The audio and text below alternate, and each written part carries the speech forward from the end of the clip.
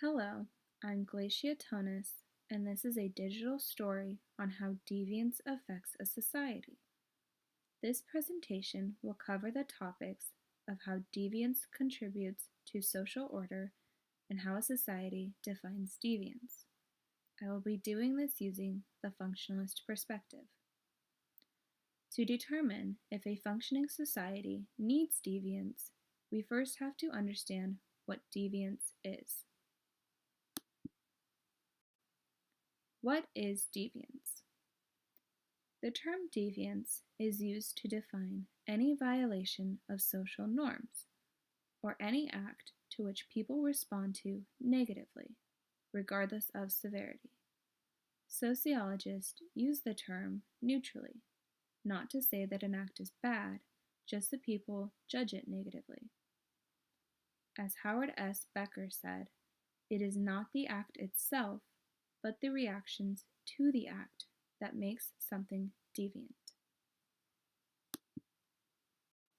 Relativity of deviance.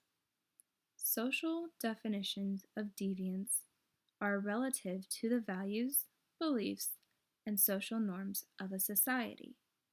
What is considered deviant changes when social structure and culture changes. Due to every group having different social norms, what is deviant to some is not deviant to others. An example of this would be an act that is praised by one group can be so despised by another that it is punishable by death. This is an extreme example, but it helps to put into perspective how different two social groups can be.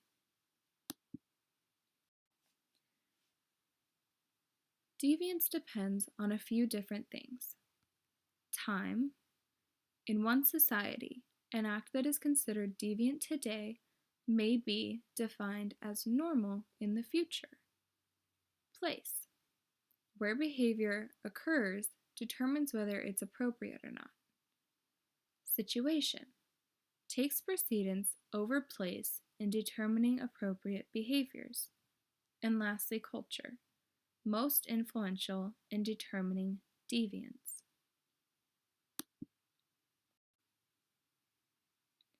Deviance contributes to society in three ways: by clarifying moral boundaries and affirm social norms, encourage social unity, and promote social change.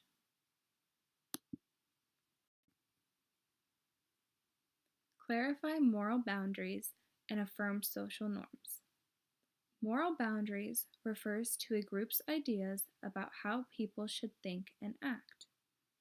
Deviance challenges those boundaries, and by punishing deviance, the group's norms are affirmed and what it means to be a member of the group is clarified.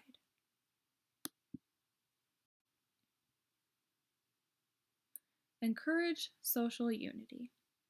Affirming the group's moral boundaries by punishing those who deviate creates a sense of unity among the group's members, and a feeling of us is created.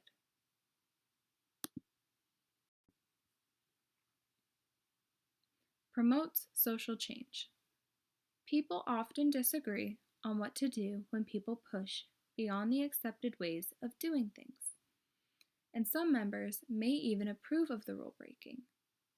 If the rule-breaking behavior gains enough support, it becomes the new norm. In this case, deviance may force the group to redefine its moral boundaries, helping groups and societies to adapt to change.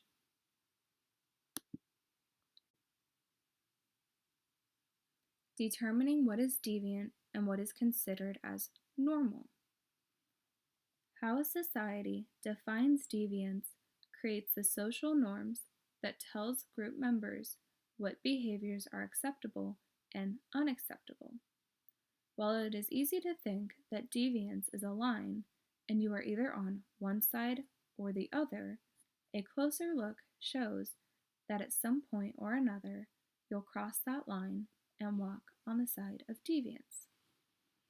Being deviant is not always a bad thing.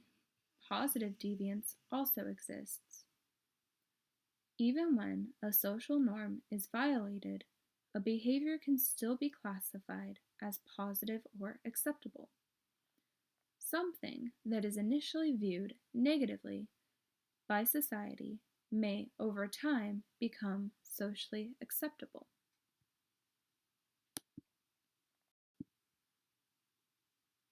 Example of a social norm changing. The treatment of the LGBT community is a very good example of this. Until recently, society's view of the LGBT community was very negative, and being associated with the group was deviant. Within the past 30 years, the views on this matter has gone through a lot of changes. In recent years, the majority of Americans now view equal rights for the LGBT community as a social norm, and behavior stating otherwise is viewed as deviant.